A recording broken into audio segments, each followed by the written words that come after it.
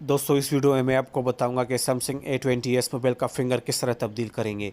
तो दोस्तों सबसे पहले आपने इसका बैक कवर खोलना है। बैक कवर खोलने का तरीका आपको वीडियो के डिस्क्रिप्शन में लिंक मिल जाएगा। उस लिंक पर क्लिक करके वीडियो देख लो। बिल्कुल इस तरह इसका बैक कवर खोल ले। बैक कवर खोलने के बाद इसके सारे पेज खोल ले, एक भी पेज बाकी नहीं रहना चाहिए। पेज खोलने के बाद इसका सिम ट्रे निकाल ले और इसकी बैक बॉडी खोल ले।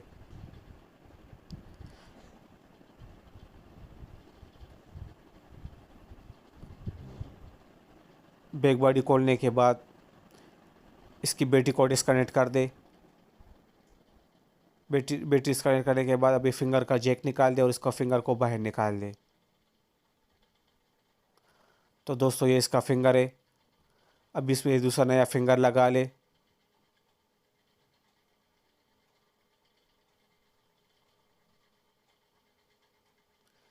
दूसरा फिंगर लगाने के बाद बैटरी को कनेक्ट कर दे और उस पर बैक बॉडी बिल्कुल सीधा रखकर साइडों से थोड़ा सा जोर दे दे तो ये खुद ब खुद फिट हो जाएगा। ज़्यादा जोर देने की ज़रूरत नहीं है।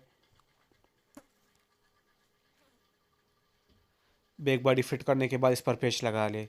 तो दोस्तों इस पर आपने वही पेच लगाने हैं जो पेच आपने इससे उतारे थे, दूसरे पेच नहीं लगाओगे, क्योंकि अगर आपने इस पर बड़े पेच लगा दिए तो नीचे स्क्रीन में चले जाएंगे और आपकी स्क्रीन को तोड़ देंगे। पेच लगाने के बाद इस पर बैक कवर लगा ले। तो बैक कवर इस पर सीधा रखकर साइडों से बैक कवर लगाने का तरीका आपको वीडियो के डिस्क्रिप्शन में लिंक मिल जाएगा। उस लिंक पर क्लिक करके वीडियो देख लो। बिल्कुल इस तरह इसका बैक कवर लगा ले।